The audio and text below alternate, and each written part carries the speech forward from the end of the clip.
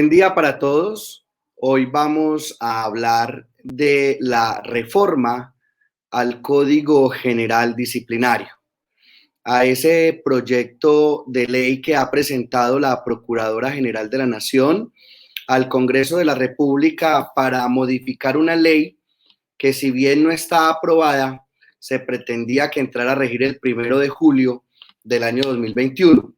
Estamos hablando de la ley 1952 del año 2019, o también denominado Código General Disciplinario, que pretendía modificar la ley 734 del 2002, el Código Disciplinario Único. Y más que modificarlo, pretendía era derogarlo, haciendo una modificación o un cambio sustancial al sistema disciplinario de nuestro país. Como lo hemos dicho anecdóticamente, esta es una ley, la 1952, que sin entrar a regir ya ha tenido algunas modificaciones. La primera de ellas fue en relación con la entrada en vigencia. Recordemos que esa ley 1952 iba a entrar a regir en mayo del año 2019. Sin embargo, un proyecto de ley presentado por el presidente de la República, más exactamente el que aprueba el Plan de Desarrollo Nacional, incorporó el aplazamiento de la entrada en vigencia de esa ley 1952 y quedó para el 1 de julio del año 2021. Ahora, sin entrar a regir esa ley 1952, se pretende de nuevo modificar, no solo en su entrada en vigencia, sino una modificación sustancial frente al procedimiento y frente a algunas facultades o funciones jurisdiccionales que se le está solicitando al Congreso de la República, le sean otorgados a la Procuraduría General de la Nación para poder investigar, sancionar con suspensión, con destitución y con inhabilidades a servidores públicos elegidos por voto popular. Entonces vamos a hablar hoy de qué es lo que genera esa reforma o esa modificación al Código General Disciplinario y qué se pretende con ese proyecto de ley que está cursando en el Congreso de la República en estos momentos. Para poder hablar de ello, es necesario recordar uno de los problemas que ha tenido el sistema disciplinario en Colombia.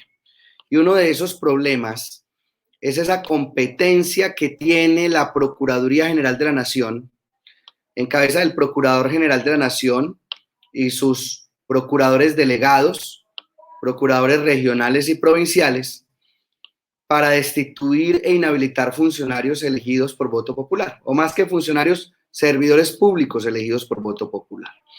Y ese es un grave problema porque, de acuerdo con la Convención Americana sobre Derechos Humanos, el famoso Pacto de San José de Costa Rica, pues de acuerdo a los derechos humanos que trae esa Convención Americana, y específicamente en relación con los derechos políticos, el artículo 23.2 establece que no es posible que un funcionario público prive de los derechos políticos a un servidor elegido por voto popular, porque ese servidor que es elegido por voto popular tiene una connotación especial porque ha accedido a la función pública a través del ejercicio de esa democracia participativa y representativa, y no es posible que un funcionario con un lapicero y con la firma sobre un documento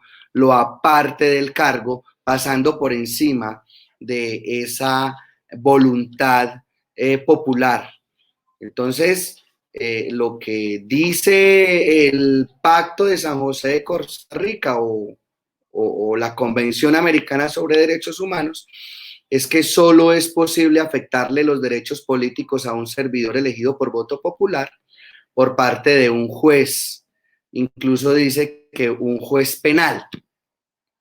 La crítica que se le ha hecho al sistema disciplinario es que esa competencia que tiene la Procuraduría de inhabilitar a funcionarios elegidos por voto popular viola la Convención Americana sobre Derechos Humanos, que dice que no es posible.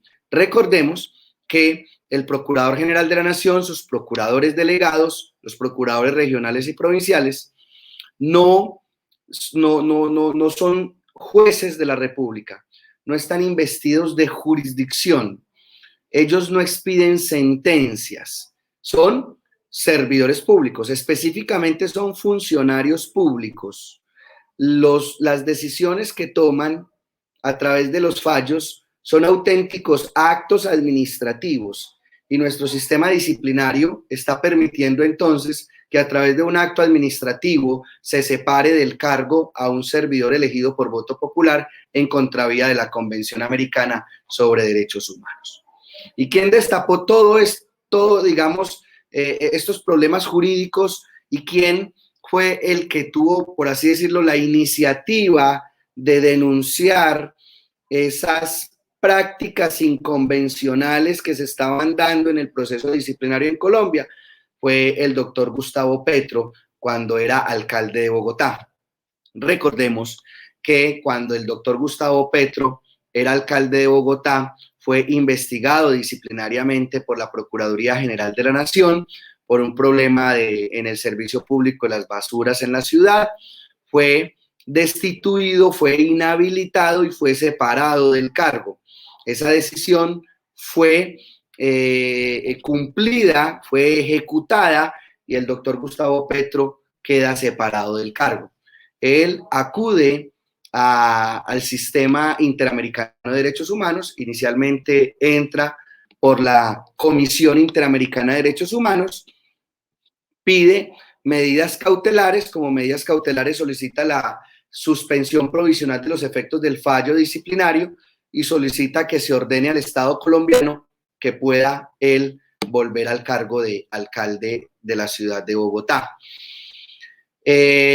Él dice que obviamente esa decisión de la Procuraduría General de la Nación viola de manera directa la Convención Americana sobre Derechos Humanos. Específicamente se le han vulnerado a él sus derechos políticos porque no fue un juez el que lo separó del cargo, sino un funcionario público, y esto va en contravía de la Convención. Y ya dentro del sistema interamericano de derechos humanos había un precedente. El precedente es una sentencia de la Corte Interamericana de Derechos Humanos en el famoso caso López Mendoza versus Venezuela, y era el caso de Leopoldo López, quien había sido también destituido e inhabilitado en Venezuela,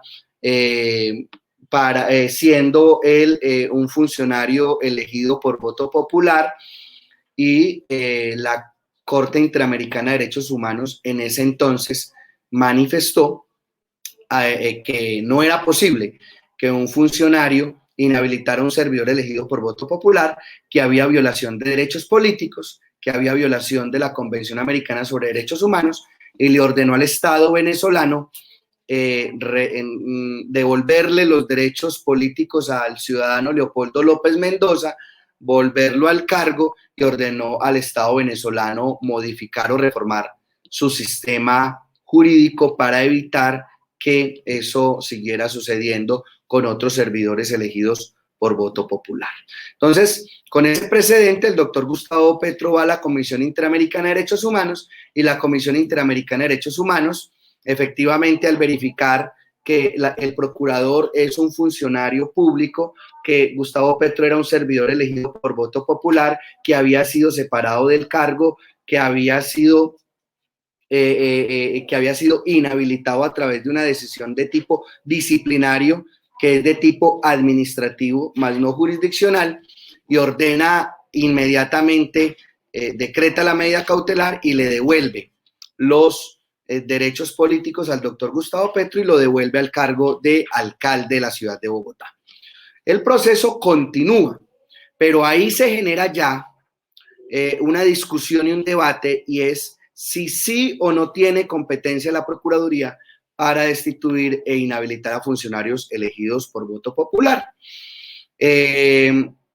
y es que el sistema disciplinario, la ley 734 del 2002, incluso avalada por la Constitución Política de Colombia, permite que la Procuraduría sancione con suspensiones, con destitución y con inhabilidades a servidores elegidos por voto popular. En este caso, entonces, pareciera que en el sistema disciplinario había un vacío o algo andaba mal con respecto a los servidores elegidos por voto popular y ese problema había que solucionarlo. Con posterioridad sale una sentencia del Consejo de Estado y el Consejo de Estado en nulidad y restablecimiento del derecho del caso de Gustavo Petro manifiesta que efectivamente nuestro sistema disciplinario va en contra de la Convención Americana sobre Derechos Humanos. Dice que efectivamente no se tiene esa competencia y ordena al Estado colombiano que en 2 años ajuste el sistema disciplinario para que sea compatible con la Convención Americana. Esa fue una sentencia del año 2017 que, digamos, esos 2 años se vencieron en el año 2019 y no hubo ningún ajuste ni ninguna modificación.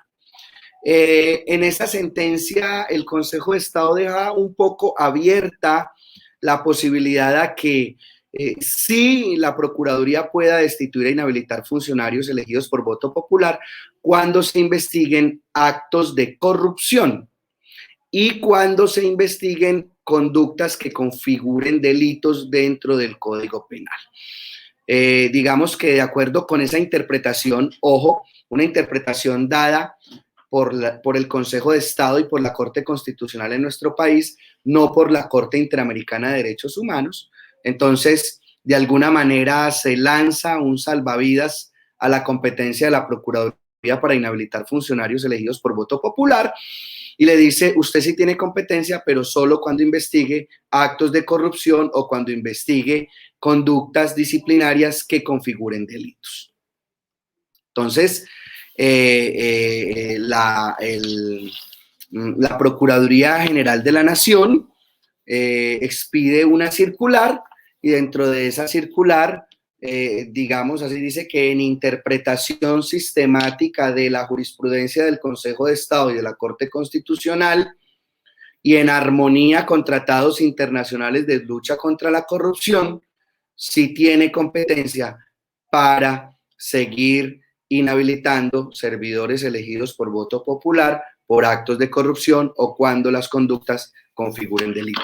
Obviamente, al no ser un criterio de interpretación oficial del Sistema Interamericano de Derechos Humanos, parecía que fuera una teoría muy débil y que en algún momento se fuera a caer. Bueno, pues tenemos que el año pasado, en el año 2020, se expide la sentencia final por parte de la Corte Interamericana de Derechos Humanos en el caso Petro Urrego versus Colombia y se decide de manera definitiva si al doctor Gustavo Petro efectivamente le violaron derechos humanos establecidos en la Convención Americana cuando fue destituido e inhabilitado para ejercer función pública y cuando fue, digamos, removido del cargo de alcalde de la ciudad de Bogotá.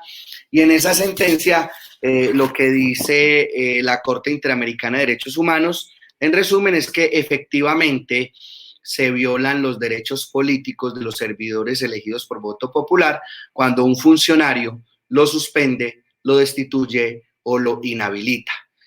Toma como precedente jurisprudencial el caso López Mendoza versus Venezuela y dice que definitivamente la Procuraduría no tiene esta competencia y le reconoce y le protege los derechos políticos al doctor Gustavo Petro. Pero fue más allá, porque incluso hace un análisis integral de lo que es el proceso disciplinario en Colombia y dice que además en el proceso disciplinario hay una vulneración de derechos a las garantías judiciales porque ese sistema inquisitivo que rige el proceso disciplinario viola derechos humanos de los investigados. Sobre todo, viola principios como el principio de la imparcialidad y de la presunción de inocencia. En este sentido, la crítica que hace la Corte Interamericana de Derechos Humanos es que en este sistema inquisitivo, el mismo que investiga es el mismo que acusa y es el mismo que juzga y es el mismo que condena. Y ahí no hay garantía al principio de presunción de inocencia ni garantía de imparcialidad. Hace una reflexión más o menos diciendo pues que si el mismo que te va a condenar es el que te juzga y el que te está acusando, pues seguramente para sostener esa acusación, cuando te vaya a decidir la causa, te va a condenar.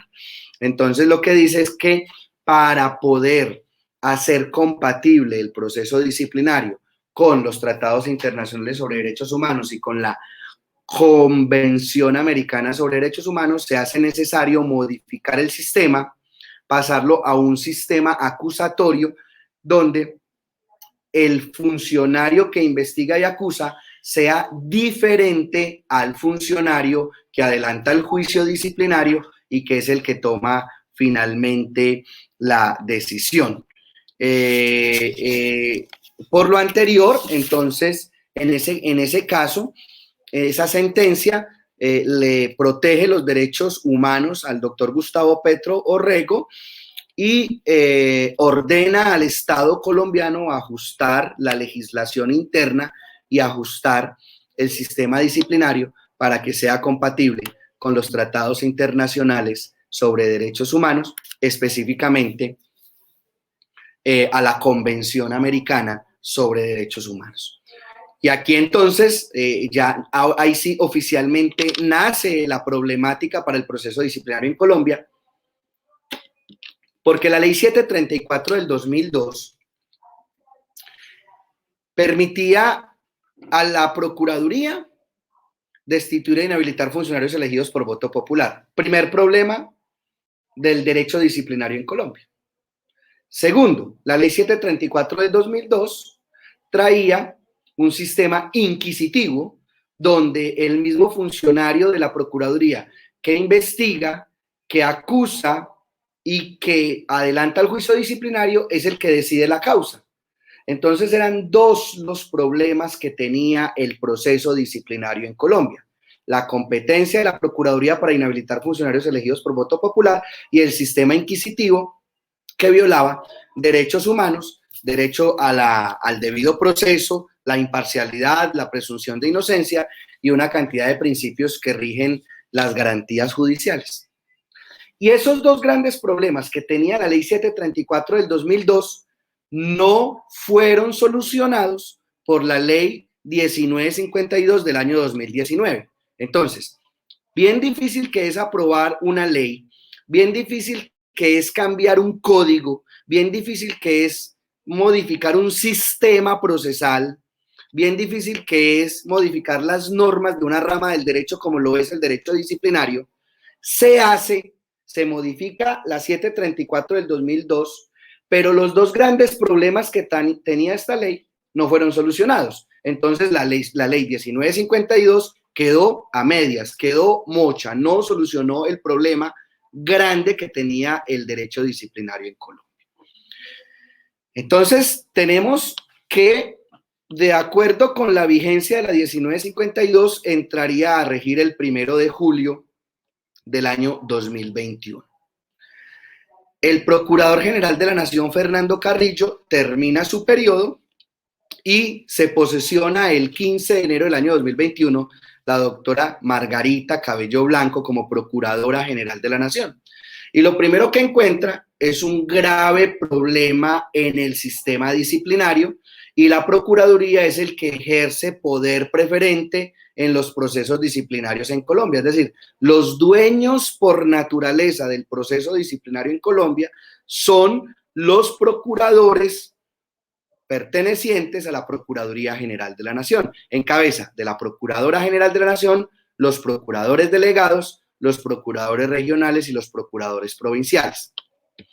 Se encuentra con un grave problema, porque se encuentra con un sistema disciplinario que viola los derechos humanos, que viola la Convención Americana sobre Derechos Humanos en dos aspectos que son los que he repetido: competencia para inhabilitar funcionarios elegidos por voto popular y sistema inquisitivo. ¿Qué hace la doctora Margarita Cabello Blanco? Entonces, se pone con su equipo a redactar un proyecto de ley para modificar la ley 1952 que no ha entrado a regir. Para ello, dentro del texto de la reforma propone que se prorrogue la entrada en vigencia de esa 1952 9 meses más y que mientras tanto continúe vigente la 734. Por eso es que es posible que la ley 734 del 2002 continúe en vigencia en los próximos meses en nuestro país. Y lo que pretende el proyecto de ley de la doctora Margarita Cabello Blanco es incluir unas figuras para que el sistema disciplinario sea compatible con la Convención Americana sobre Derechos Humanos y pueda ella entonces, ella o sus procuradores, destituir, suspender o inhabilitar funcionarios elegidos por voto popular y modificar el sistema disciplinario para pasarlo de un sistema inquisitivo a un sistema acusatorio. Y presenta ante el Congreso de la República un proyecto de ley. Proyecto de ley que luego lleva el mensaje de urgencia por parte del presidente de la República en un mensaje diciéndole al Congreso, Congreso tiene que sacar este proyecto de ley rápido porque, ojo, si no se aprueba ese proyecto de ley y se sanciona, se promulga y se publica antes del 1 de julio del año 2021, automáticamente entra a regir con defectos, con problemas, la ley 1952 del año 2019, Código General Disciplinario. Entonces, esa ley tiene que estar lista antes del 1 de julio. ¿Y qué busca? ¿Qué pretende esa reforma? Es una reforma muy polémica, tiene muchos contradictores, pienso yo que tiene más contradictores que personas que consideren que es un proyecto de ley bien diseñado. Para solucionar el problema número 1, ¿cuál es el problema número 1? Competencia de la Procuraduría General de la Nación, que es una autoridad administrativa, que ejerce funciones disciplinarias a través de funcionarios públicos, que expide fallos a través de actos administrativos. La solución es entonces, para que pueda tener esa competencia para destituir, para suspender, para inhabilitar servidores elegidos por voto popular, es decir, concejales, alcaldes, diputados, gobernadores, congresistas, para que pueda tener esa competencia de separar del cargo a esos servidores públicos, le pide al Congreso de la República que le otorgue facultades jurisdiccionales. ¿Qué hace la Procuraduría? La Procuraduría hace una interpretación de la Convención Americana sobre Derechos Humanos y dice, la Convención dice que solo puede ser privado de derechos políticos un juez de la República, un servidor que esté investido de jurisdicción. Eso es lo que interpreta la Procuraduría General de la Nación, aunque si hacemos una interpretación exegética de esa norma, dice que es un juez penal, obviamente dentro de un proceso penal. Y si hay un proceso penal, hay una investigación de delitos. El artículo 23.2 de la Convención Americana sobre Derechos Humanos dice de manera expresa que quien puede privar o quien puede despojar de derechos políticos a una persona, a un servidor elegido por voto popular, es un juez penal. La Procuraduría hace una interpretación mucho más extensa y dice que no necesariamente tiene que ser un juez penal, sino que para el sistema interamericano lo más importante es que sea un juez, sea un funcionario que esté investido de jurisdicción, quien tenga la competencia para suspender o inhabilitar a un funcionario elegido por voto popular. Bueno, partamos de la base que la Procuraduría no es una entidad jurisdiccional, sino una entidad administrativa. Y los procuradores no son jueces. Entonces, la Procuraduría le pide al Congreso que le otorgue facultades jurisdiccionales únicamente para ejercer esa misión disciplinaria, únicamente para adelantar el proceso disciplinario y para poder acceder a la competencia de destituir e inhabilitar funcionarios elegidos por voto popular. Para presentar ese proyecto, la Procuraduría dice que la Constitución Política de Colombia establece que el Congreso puede otorgarle facultades jurisdiccionales temporales o transitorias a autoridades administrativas. Y en virtud de esa interpretación, quiere entonces que se le otorgue esa facultad jurisdiccional a la Procuraduría. Dice la Procuraduría que si el Congreso le otorga esta facultad jurisdiccional, entonces la Procuraduría va a actuar como actúan los jueces, va a ejercer funciones jurisdiccionales y va a tener esa competencia entonces para destituir e inhabilitar esos funcionarios elegidos por voto popular y podrá suspender o inhabilitar al alcalde, al gobernador, al senador, al representante de la Cámara, al diputado. Las críticas que hay frente al tema son las siguientes. Primero, las facultades que puede otorgar el Congreso a una autoridad administrativa de tipo jurisdiccional son temporales, son transitorias y para unos objetivos específicos. Parece ser que dotar de facultades jurisdiccionales para ese fin disciplinario no es constitucional y tampoco es convencional. Otra de las críticas que se hace es que esto no soluciona el problema, porque la Convención Americana sobre Derechos Humanos dice que solo puede hacerlo, puede privar de los derechos políticos un juez penal. Y el procurador investido de facultades jurisdiccionales no es juez ni es penal. Y algunos, un poco más flexibles con esa interpretación, dicen que sea un juez, así no sea penal, pero sí que sea un funcionario ejercido, investido de jurisdicción, un juez de la República, pero que sea un juez, no un funcionario público investido de funciones jurisdiccionales que amanece juez y anochece funcionario público. No, un juez, que el juez siempre es juez y siempre va a ser juez. Y esas facultades jurisdiccionales que eventualmente le pudiese otorgar el Congreso a la Procuraduría no solucionan el problema de falta de competencia, porque el funcionario sigue siendo funcionario y aunque tenga facultades jurisdiccionales, no por ese hecho es juez. Razón por la cual, en mi concepto personal, se sigue improvisando en el sistema disciplinario en Colombia y por pretender modificar, organizar, arreglar un vacío, un problema en nuestro sistema, lo que se está haciendo es agrandando ese problema. Porque definitivamente la única solución que se hubiese tenido válida para que fuera ajustado nuestro sistema disciplinario a la Convención Americana es crear la jurisdicción disciplinaria o fortalecer esa jurisdicción disciplinaria que hay hoy a través de la Comisión Nacional de Disciplina Judicial y otorgarle competencias para que ellos puedan, además de investigar y sancionar a los funcionarios y empleados judiciales, poderlo hacerlo también con los funcionarios y servidores públicos. Y de alguna manera que la Procuraduría, para no despojarla de esas competencias disciplinarias, pudiese ejercer funciones de investigación y acusación.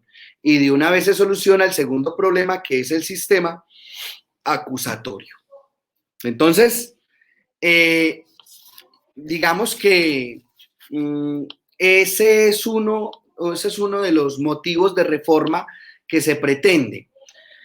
El otro motivo de reforma es para pretender solucionar el segundo. el segundo problema. ¿Cuál es el segundo problema? El sistema inquisitivo. Entonces, hoy, dentro del sistema disciplinario, el funcionario te apertura indagación preliminar, te apertura investigación disciplinaria, te decreta pruebas, te practica las pruebas, te decide nulidades, te formula pliego de cargos, es decir, te acusa, te sigue decretando pruebas, te niega pruebas, te escucha y finalmente te decide la causa. Lo que dice la Corte Interamericana de Derechos Humanos es que ahí no hay imparcialidad, porque el mismo que te acusa es el mismo que te decide, seguramente la decisión será coherente con la misma acusación. Ahí no hay debido proceso, ahí no hay derecho de defensa y ahí no hay presunción de inocencia. Entonces, para solucionar ese problema, lo que hace la Procuraduría a través de su proyecto de ley es decirle al Congreso, mire, Congreso, el sistema nuestro va a ser un sistema ya acusatorio. No es un sistema inquisitivo, sino acusatorio. ¿Por qué? Porque un funcionario de la Procuraduría va a investigar y ese funcionario formula pliego de cargos y hasta ahí llega su competencia. Hasta ahí llega. Le entrega el proceso a otro funcionario que es el que adelanta todo el juicio disciplinario y es el que finalmente decide a través de un fallo condenatorio o absolutorio. Entonces, lo que dice la Procuraduría con este proyecto es que ahí sí se garantiza el principio de imparcialidad, porque son funcionarios diferentes. Uno el que investiga y el que acusa, y el otro es el que adelanta el juicio disciplinario y el que finalmente decide la causa. También tiene muchos críticos, porque es que un sistema acusatorio es el que divide los roles de investigación, acusación y juzgamiento, pero entre diferentes entidades. Pero ese es un yo con yo. La misma Procuraduría te investiga, la misma Procuraduría te acusa y la misma Procuraduría te adelanta el juicio y la misma Procuraduría te condena o te absuelve. No. Una de las críticas grandes que hay, yo me identifico con ella, es que al ser la misma entidad, entonces no estaríamos hablando de un sistema acusatorio puro, estaríamos hablando de un sistema mixto, una mezcla entre un sistema inquisitivo y un sistema acusatorio. ¿Y por qué sería como un sistema medio mixto? Pues sigue siendo inquisitivo, porque sigue siendo la misma autoridad, todos regidos por un mismo jefe, por un mismo orden jerárquico, pero es la misma entidad, todos pertenecientes a la misma entidad, a todos les pagan en la misma nómina y siguen las mismas instrucciones. Entonces eso se llama sistema inquisitivo. Y se vuelve acusatorio porque cambian el nombre. Entonces me investigó y me acusó Pepe, pero me va a decidir en el juicio Juan. Entonces eso es un sistema acusatorio. Por eso entonces diríamos que no es un sistema inquisitivo puro, ni un sistema acusatorio puro, sino mixto, más con tintes de inquisitivo que de acusatorio, y pareciera que ello tampoco entonces resuelve la problemática del sistema disciplinario. No pasa lo mismo en nuestro país con el proceso penal. El proceso penal es un sistema acusatorio puro porque hay una entidad con autonomía administrativa y financiera, con un jefe, con un nominador, con todo un grupo de investigadores y con un grupo de fiscales que investigan y acusan. Y hay otro que es un tercero objetivo, imparcial, que pertenece a otra entidad, que pertenece a otra nómina, que tiene otros jefes, que se llama juez, que es el que decide. Escucha al fiscal, escucha a la defensa y el juez finalmente decide. Ese sí es un sistema acusatorio. Pero yo no puedo llamar a un sistema acusatorio a un proceso disciplinario que, de ser aprobada esta reforma, la misma entidad es la que me va a investigar, me va a acusar y me va a condenar, porque eso no es sistema acusatorio. No es sistema acusatorio porque cambia el nombre de Pepe a Juan. Entonces, eso es lo otro que pretende el proyecto de ley radicado en el Congreso de la República y que es posible que salga aprobado en los próximos días. Estos son los dos cambios sustanciales que pretende la reforma y trae algunas otras. Como Otro de los problemas que tiene el sistema disciplinario es que en ocasiones no se garantiza el, el, la doble instancia, sobre todo porque hay unos procesos de única instancia, como por ejemplo para aquellos funcionarios que tienen un fuero a los que se le adelanta un proceso especial a través del Procurador General de la Nación. Esto no tiene recurso de apelación, entonces se garantiza la doble instancia, se crean unas salas especiales de decisión y se plantea que todo el proceso disciplinario tiene doble instancia, es decir, que todos los fallos condenatorios pueden ser apelados para que sean revisados por un superior. Y también como novedad, esto sí en lo personal me agrada. Yo en mi último texto hablé de la figura de la doble conformidad. No se había hablado mucho de doble conformidad en materia disciplinaria, sí en materia penal, pero recordemos que derecho penal y derecho disciplinario son unos medio primitos, medio hermanitos que hacen parte de un gran paquete que se llama el derecho sancionador o el ius puniendi del Estado.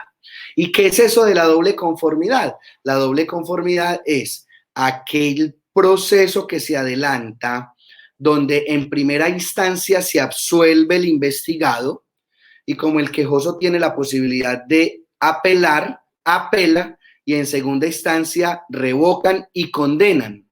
Entonces el implicado quedó en segunda instancia con una condena por primera vez.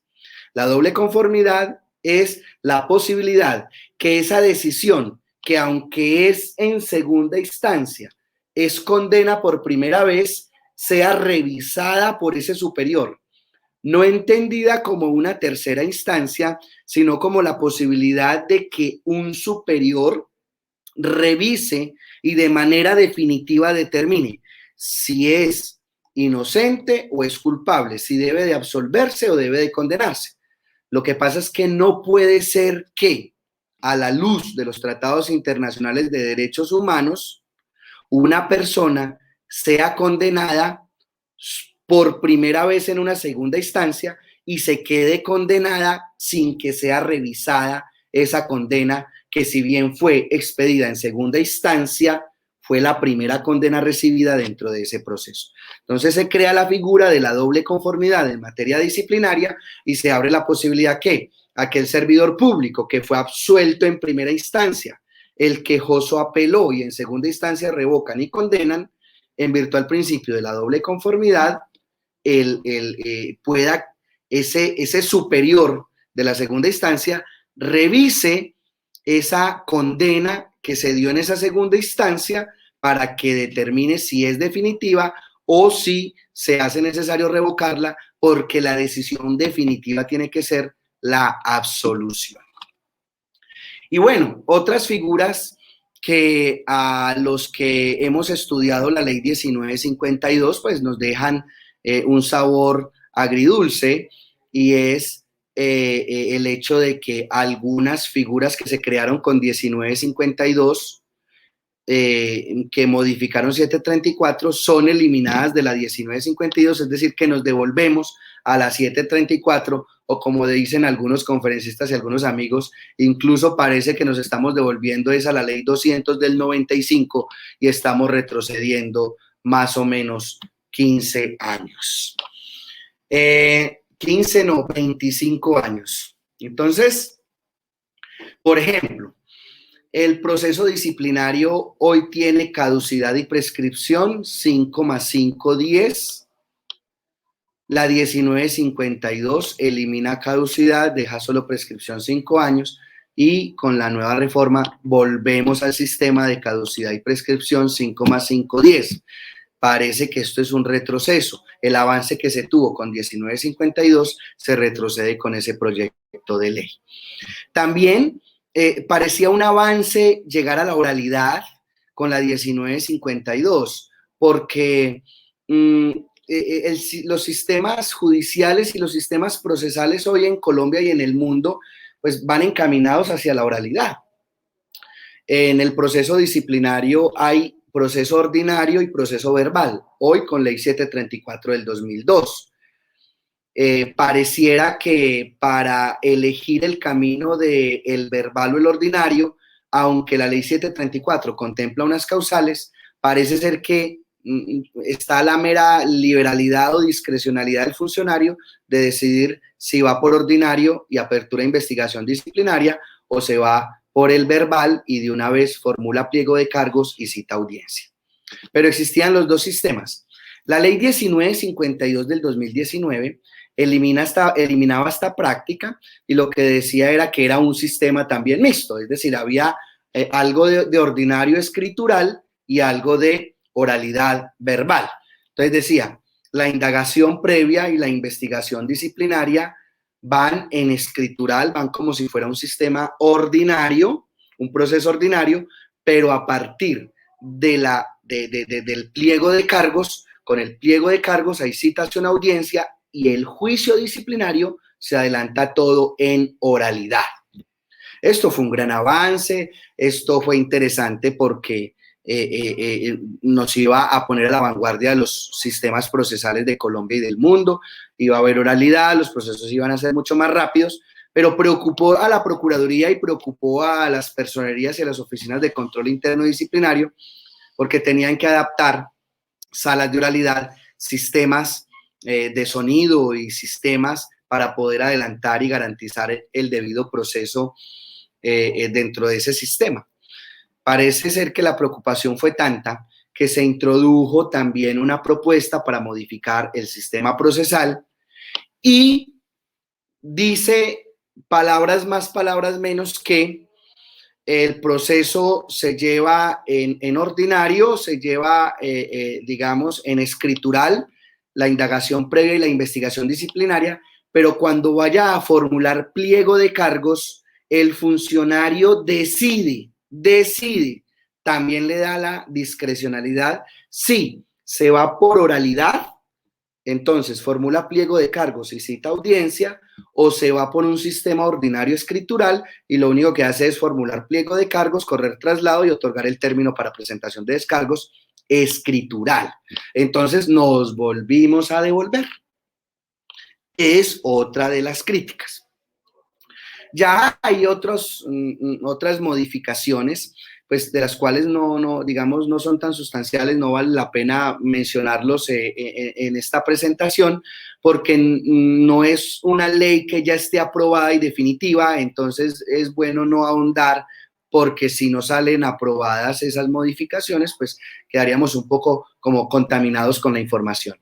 Pero entonces, a manera de conclusión y para ir cerrando esta charla, entonces les expongo, les manifiesto que desafortunadamente nuestro sistema disciplinario ha sido un poco golpeado, un poco manoseado. Hoy tenemos un tránsito de leyes y vamos a tener entonces seguramente 3 leyes en un momento dado rigiendo un proceso o un sistema disciplinario, y eso pues no está bien de un sistema jurídico serio como el que debe de ser el que rija en un Estado de Derecho como en Colombia. ¿Y cuáles serían? Pues la ley 734 del 2002, la ley 1952 del 2019 y la ley que eventualmente pueda llegar a ser aprobada por parte del Congreso, que pretende modificar la ley 1952. Entonces, tenemos ley 734 del 2002, modificada y derogada por la ley 1952 de 2019, desaparece el Código Disciplinario Único 734 y entraría a regir el Código General Disciplinario, que es la ley 1952 del año 2019. Pero esa ley 1952 del año 2019, que todavía no ha entrado a regir, una vez aprobada, se prorroga mediante una ley de plan de desarrollo su entrada en vigencia, dice que ya no entra en el 2019, sino que entra en el 1 de julio del 2021, y ahora parece que no va a entrar a regir el 1 de julio del 2021, sino 9 meses después, y vamos a llegar más o menos a marzo del año 2022 para que entre a regir. Y si son aprobados esas reformas, son aprobadas esas reformas de ese proyecto de ley, Entonces tendríamos un sistema disciplinario con una procuraduría investida de facultades jurisdiccionales, con facultades para destituir e inhabilitar funcionarios elegidos por voto popular. Tendríamos un sistema, dice la Procuraduría, acusatorio, yo lo digo mixto, medio inquisitivo, medio acusatorio, pero dice la Procuraduría que con ese sistema garantiza imparcialidad, garantiza derechos fundamentales como debido proceso, derecho de defensa y presunción de inocencia. Tendríamos la incorporación de doble instancia, doble conformidad y la modificación de ese sistema procesal, como les acabo de decir, una mixtura entre el proceso ordinario escritural y el proceso verbal u oral. Entonces, vamos a esperar qué va a suceder, pero yo a manera de conclusión debo decir, les habla Jaime Andrés López Gutiérrez, es mi posición personal, pero quiero exponerla y dar a conocer a ustedes.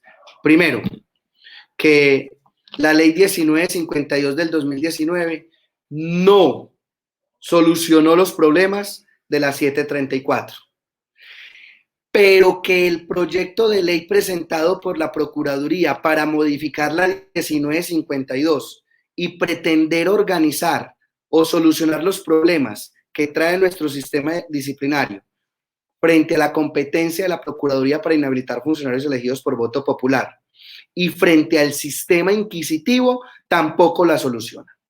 El proyecto de ley que hoy cursa en el Congreso no soluciona los problemas del sistema disciplinario y sigue siendo incompatible el proceso disciplinario con la Convención Americana sobre Derechos Humanos, porque las facultades jurisdiccionales otorgadas a la Procuraduría no le otorgan competencia para inhabilitar funcionarios elegidos por voto popular en virtud a la Convención Americana que exige que sea un juez de la República.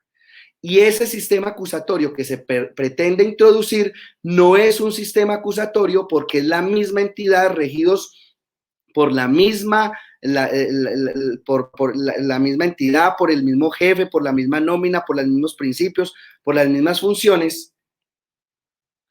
No es un sistema acusatorio puro que garantice la imparcialidad y que garantice presunción de inocencia dentro del proceso disciplinario. Espero que les haya gustado, espero que les queden algunas reflexiones y que ustedes hayan podido entender un poco más el confuso sistema disciplinario en Colombia.